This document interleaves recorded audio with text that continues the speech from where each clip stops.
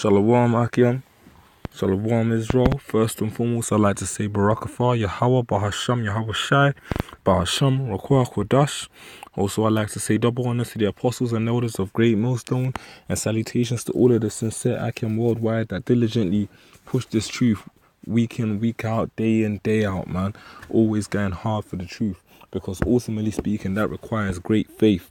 See, what we're doing right now is a great sacrifice for the sake of Yahweh, Hashem Yahweh Shai, because we know ultimately speaking that there's a kingdom to come. We believe in the prophecies. We believe in what Yahweh Shai promised, you know, and we know that as long as we maintain in this work, we're going to be greatly rewarded for everything that we've given up. So ultimately speaking, man, this video that I'm doing is to exhort brothers to keep doing the videos, keep fighting the good fight, even when times get rough and hard. Know that the Lord prophesied that would happen. That's in the book of Sirach, man. Hey man, I'm just gonna get straight into these scriptures. I've got a few scriptures listed.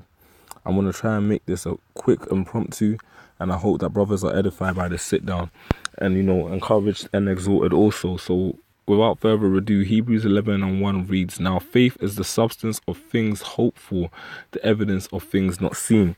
Because ultimately speaking, the fact that we're out here prophesying that we're Israelites, I mean, we have faith through the understanding of the scriptures. We know that Deuteronomy 28 applies to us. We know the fact that the color scriptures, the fact that the Hebrews are described in Jeremiah 14, and 2 described in Songs of Solomon 1 and 5, Revelations, the 13th chapter. I mean, so like Revelations, the first chapter, so like that has Yahweh Shai's description, We know that when we read through the book of Exodus, when it talks about Moses' hand being turned white, when he put it into his bosom, we know that without a shadow of the doubt, the men of the Lord, men of Israel, were dark-skinned men. We have faith that we go back to those men. We have faith that Yahweh Hashem Yahweh Shai is the true name of the Most High and His Son. We have faith that the Lord is going to destroy the society and re-establish us as the kings and priests of the earth and our rightful lot. Faith, that's where it all comes down to. And we also know that, like it says in verse 2, "For by it the elders obtained a good report. Through faith we understand that the worlds were framed by the word of the Most High, so that things which are seen were not made of things which do appear." So we understand that the theory of evolution is bullshit. We understand that the earth is not hundreds, millions and billions of years old, but just about, a little bit over 10,000, estimates here or there. But we know that the earth is a couple of thousand years old, not billions and millions of years old. But through the understanding of the scriptures, we know that ultimately speaking, the angels and Yahweh Shai created the earth under the instruction and jurisdiction of Yahweh Hashem Yahweh Shai. We know through faith that ultimately speaking, this place is going to be destroyed and we're going to be established back in the kingdom of heaven, man, as a nation of kings and priests. However, you also have to understand that faith comes from the Most High, man, because the Most High is the one that gives you faith. I'm going to quickly bring this out in John 15:16. Just give me a second, Akio, and I'm going to jump back to that.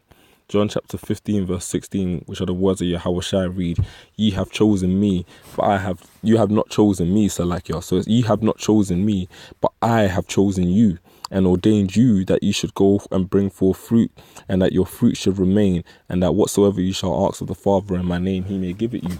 So ultimately speaking, what that's getting into is that we can't choose to have faith, because like the scripture says, and in fact I'm going to get it, faith is a gift. You see, faith is a gift that's given by the Heavenly Father. Yeah, let me just grab that real quick. So that's it. It's in Ephesians. Just a second. Ephesians, the 2nd chapter and the 8th verse reads, "For by grace are ye saved through faith, and that not of yourselves, it is a gift of the Most High." Yeah, not of works, lest any man should boast. What that goes into is that the Most High, and John 15:16 goes into this, the Most High chooses who He gives faith to. He's given His faith to select men that He wants to maintain and to be saved. That's why we always, reverence and speak about the importance of the elect being part of the election, because ultimately speaking, the only way you're going to make it out of here alive on this side is if you are part of Yahweh Hashem Yahweh Shai's elect. Otherwise, man, hey man, missiles and hellfire, It's as real as that. It's really as real as that. Faith is a gift from the Lord, man. And in the same way that Simon Peter had it revealed unto him that Yahushua was the Son of the living power, and Yahushua exalted him and said, flesh and blood have not revealed it unto you, but my Father which is in heaven. Ultimately speaking, the understanding of the scriptures has been revealed unto us by Yahushua. And we understand that, man. We also know that really and truly, the Most High, the same way he gave us that faith, can take it away from us, man. That's why, you know, we really should have that spirit of King David when he said in Psalm 51:11, take not thy Holy Spirit away from me, O Lord. You know, you got to pray for the Lord to keep that heavy spirit on you, because if the Lord has that spirit on you, man, ultimately speaking, there's nothing out here that you can't do. Really nothing that you can't do. And our great forefathers are examples of that. So what I'm going to do in a minute is I'm going to grab a few precepts, basically giving accounts of different moments of great men having faith, just to exhort brothers and, you know, encourage brothers to stay within that field, you know, and within that light. Just give me a second, Akil. It's a beautiful thing, because as I'm doing this sit down, I'm also gaining scriptures that I'm going to be using at camp, you know, building up my own faith. And that's exactly what these sit downs do, you know, that the apostles encourage us to do. You're able to build yourself up while building up other brothers, man. You know, you teach something and you get sharper on it. So I'm going to go into the book of 1 Samuel, just a second, the 17th chapter. Now, what this account goes into is when King David was fighting Goliath. So you had it to where King David was the eighth brother, man. He had 7 other brothers, and he was the 8th, the youngest. And you had it to where Saul went to war and took his oldest 3 brothers with him, yeah? And ultimately speaking, man, King Saul and his oldest 3 brothers that were known warriors were scared, man. Scared shitless of Goliath. I'm going to read 1 Samuel 17. I'm going to start from verse 4. And there went out a champion out of the camp of the Philistines, named Goliath of Gath, whose height was 6 cubits and a span. Now, basically, you know, I don't know the exact measurements, but, you know, as the scholars will tell you, and really, as biblical evidence shows, man, yeah, everyone was of stature back then. So for Goliath to be considered a giant, man, he would have had to be pretty big, a pretty big man, yeah? Now, it says, and he had a helmet of brass upon his head, and he was armed with a coat of mail, and the weight of the coat of mail was 5,000 shekels of brass. 5,000 shekels of brass is a lot of weight, man. And that was just his armor that he was actually freely fighting in. It says, and he had greaves of brass upon his legs, and a target of brass between his shoulders. So he was heavily guarded. And the staff of his spear was like a weaver's beam. Imagine that, like basically pretty much like a tree arc, you know. And his spear's head weighed 600 shekels of iron, and one bearing a shield went before him. And he stood and cried out unto the armies of Israel, and said unto them, why are you come out to set your battle in array? Am I not a Philistine? And ye servants of Saul, choose you a man for you, and let him come down unto me. If he be able to fight with me to kill me, then we will be your servants. But if I prevail against him and kill him, then ye shall be our servants and serve us. And the Philistines said, I defy the armies of Israel this day. Give me a man that we may fight together. And when Saul and all his Israel heard those words of the Philistine, they were dismayed and greatly afraid. So David's brothers in short were not on it, man. They did not want to fight Goliath, because they at that moment in time, they fought carnally. They forgot the fact that they had Yahushua fighting on their side, and they looked at it like, how are we carnal men going to be able to fight this beast, man? But ultimately speaking, that's where Yahushua came in, man, because ultimately speaking, the Most High created, man. He's the one that put the members of Goliath together, man, and you know, established him as what he is.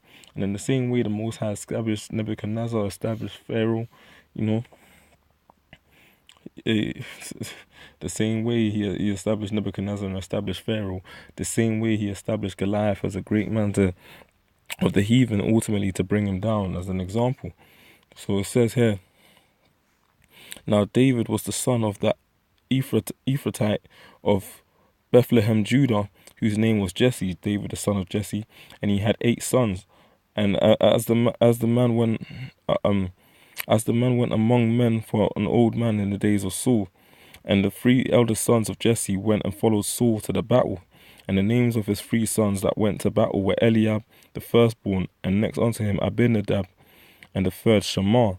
So like I said, you know, the 3 elders went to war with Saul, and David was the youngest, and the 3 elders followed Saul.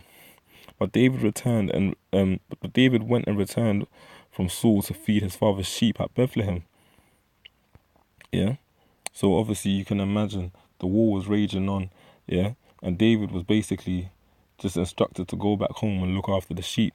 Now in verse 16 it says, and the Philistine drew near morning and evening and presented himself 40 days. And Jesse said unto David his son, take now for thy brethren an ephah of this parched corn and these 10 loaves, and run to the camp to thy brethren, and carry these 10 cheeses unto the captain of their 1,000, and look how thy brethren fare, and take their pledge. So ultimately speaking, he was just a water boy, man. You know, that's how his father looked at him. But guess what happened? David had faith, and through faith he slayed the giant. Let's read this in verse 22.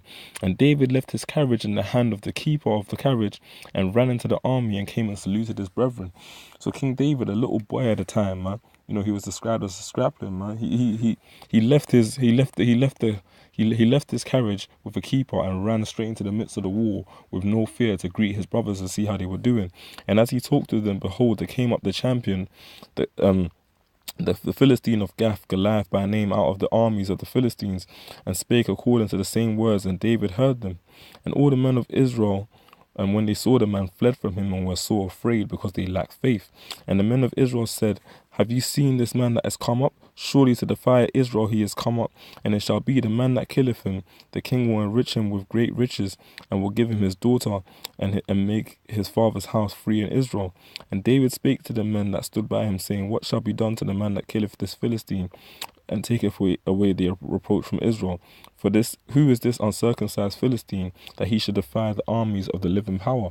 So David was basically just cursing Goliath out, saying, who the fuck is this motherfucker trying to come up and talk about he's going to take down Israel, man, when we're backed up by the true and living power? So notice in that scripture, David was the only one that actually really referenced back to the Most High, man, and knew that all power came from the Lord.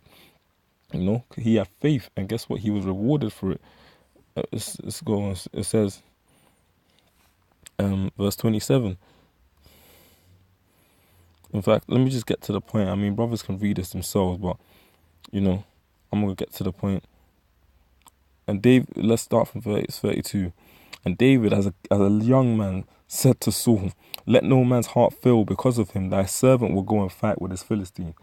Imagine that, man. You can imagine the shame that Saul would have felt, being so afraid, and then David coming and saying, don't even worry about that, I got this. Why? Because he knew that Yahweh had his back. That's why David was referred to in the scriptures as a man after the Most High's heart, because he sincerely believed in the Lord, man, and knew that the Lord had his back, he had his corner. And Saul said unto David, thou art not able to go against this Philistine to fight with him, for thou art but a youth, and he is a man of war from his youth. And David said unto Saul, thy servant keep his father's sheep. And there came a lion and a bear, and took a lamb out of the flock. And I went out after him, and smote him, and delivered it out of his mouth. And when he arose against me, I caught him by his beard, and smote him, and slew him. So David was saying, listen, I was tending the sheep, and a lion rolled up, and I handled that. Don't worry, man. I got this. Yeah? Oh man, thy servant slew both the lion and the bear, and this uncircumcised Philistine shall be as one of them, seeing he hath defied the armies of the living power. Yahweh Bahasham Yahweh Shai. David represented for the Lord, so guess what? The Lord represented for him. And that's what it is, man. Ultimately speaking, we got to confess the Lord before, man. I'm going to get into that in a minute. Just a second. David said, moreover, the Lord that delivered me out of the paw of the lion and out of the paw of the bear, he will deliver me out of the hand of this Philistine. Faith, man. David had great faith, and for that Yahweh rewarded him. Yeah, and Saul said unto David, go, and the Lord Yahweh be with thee. And Saul armed David with his armor, and he put a helmet of brass upon his head. Also he armed him with a coat of mail. And David girded his sword upon his armor, and he essayed to go down, for he had not proved it. Yeah, and David said unto Saul, I cannot go with thee. So he was like, yo, fuck this, man. This armor's causing me more harm than good. for I have not proved them. And David put them off him. So he was like, yo, I can't even use his armor. David just went down raw. And he took his staff in his hand and chose him 5 smooth stones out of the brook and put them in a shepherd's bag which he had, even in a scrip. And his sling was in his hand. And he drew near the Philistine. And the Philistine came on and drew near unto David. And the man that bare the shield went before him. Yeah? Hey, man. I'm going to just get straight to the point, Salakia, because I've been on this for a minute. Verse 46, these are the words of David. This day the Lord Yahweh Ba'Shem Yahushai will deliver thee into mine hand. Notice he said the Lord was going to deliver Goliath into his hand. He didn't say he was going to do anything out of his own hand. He said the Lord will deliver Goliath into his hand. Yeah, and I will smite thee and take thine head from thee, and I will give the carcass of the host of the Philistines this day unto the fowls of the air, and unto the wild beasts of the earth, that all the earth may know that there is a God in Israel. Hey, oh man. Verse 48, and it came to pass, when the Philistine arose and came and drew nigh to meet David, that David hasted and ran toward the army to meet the Philistines. So David didn't even run away. He ran to Goliath, man. Faith. And David put his hand in his bag and took thence a stone and slang it and smote the Philistine in his forehead, that the stone sunk into his forehead, and he fell upon his face to the ground. So David prevailed over the Philistine with a sling and a stone, and smote the Philistine and slew him, but there was no sword in the hand of David. Oh man. He slew him with 5 stones and a sling. Therefore David ran and stood upon the Philistine and took his sword and drew it out of the sheath thereof and slew him and cut off his head therewith. And when the Philistines saw that their champion was dead, they fled. Barakatha Yahweh, Bahasham Yahushai. Because that was some great faith that our forefather David showed, man. And ultimately speaking, that's the kind of faith that brothers got to have. You got to have faith that the Lord Yahweh Yahushai is going to have your corner regardless. That's that Psalms 91, man, and I might grab that in a minute as well. But ultimately speaking, you got to know that the Lord's got your back. In fact, let me grab Psalms 91 and read a bit of that real quick. Ultimately speaking, this thing of ours is about faith. The fact that we believe that we're the Israelites, I'll say this, we know we're the Israelites, really ultimately is through faith, man. And which is validated by the scriptures, because our faith is validated, man, through the sources, the history, the scriptures, man, the descriptions of the people, But ultimately speaking, the history, the current situation we're in, validates that. And we believe in the prophecies, man, because we can see how these prophecies are adding up. And trust me, man, the Lord is making moves for our corner. Psalms 91. reads, He that dwelleth in the secret place of the Most High shall abide under the shadow of the Almighty. I will say of the Lord, He is my refuge and my fortress, my God, in Him will I trust. Surely He shall deliver thee from the snare of the fowler and from the noisome pestilence. In short, the Lord's gonna have our back, man. He shall cover thee with His feathers, and under His wings shalt thou trust. His truth shall be thy shield and buckler. Yahweh is gonna have the back of the elect, man. Ultimately speaking, without Yahweh we be destroyed. But guess what? Through His tender mercies, man. Through Yahweh's tender mercies, man. We have a chance, man, to make it through the faith, man. Faith. That's what Yahweh promoted. Faith. That's why His words in Matthew 17:20 read, And Yahweh said unto them, because of your unbelief, because He was talking unto the disciples about why they couldn't cast the devil out of a child at that point in time. And they were saying, we said the prayers, they were probably saying, we said the prayers, we used the same, phrases as you did, we thought the same thoughts, but ultimately speaking, they were on some wishy-washy at that point in time. They weren't fully, believing. And that's why Yahweh said, because of your unbelief, for verily I say unto you, if you have faith as the grain of a mustard seed, ye shall say unto this mountain, remove hence to yonder place, and it shall remove, and nothing shall be impossible unto you. Howbeit, this kind goeth not out but by prayer and fasting. So to get onto that level, man, and one of the elder brothers in the London camp been saying it, and it's the truth. You got to do a lot of praying and fasting, man. You got to purge your soul in this wicked kingdom. You got to get spiritual in this carnal ass kingdom, man. Which again is a test of faith, because you got to sacrifice a lot. But hey man, read through Matthew's the 5th chapter, man, and it goes into all of the blessings, man, of sacrificial, sacrifices going on from Matthew's the 5th chapter, the 3rd verse on down, man. Loads of good meat up in there. But the emphasis on this is faith is important, man. Faith is the essence of everything that we believe in. You had that Nate Satan coon talk about, we're faith-based Israelites in GMS, but hey, even the Christians have faith. They have faith in the wrong thing, but they have faith. How you gonna claim to be a Hebrew Israelite and not have faith? when faith is one of the most vital ingredients out there, man. But like I read earlier, man, in Ephesians, the 2nd chapter, faith is a gift, man, and the Most High clearly ain't giving the gift to everyone, even men within Israel, So I'm going to finish this off with the 6th chapter in Hebrews 11:6. But without faith it is impossible to please him. For he that cometh to the Most High must believe that he is, and that he is a rewarder of them that diligently seek him. You got to actually know in your hearts of hearts that the Most High is going to do the works that he spoke of, man. You got to believe that. You got to wake up every morning and know that, one day closer to the Lord destroying Babylon, and Yahweh Bashim Yahushua Ratzal redeeming me, man. And the brothers, of course, one more day to Yahweh Bashim Yahushua's kingdom. That's the mentality you got to have. It's coming inevitably, Keep the faith, brothers. And hopefully I'll touch on this topic again in the future. Don't want to make it too long, but I hope that was edifying. Shalom. Yahweh Bashim Yahushua and Barakatha Bahasham Rakaka Dash. Shalom.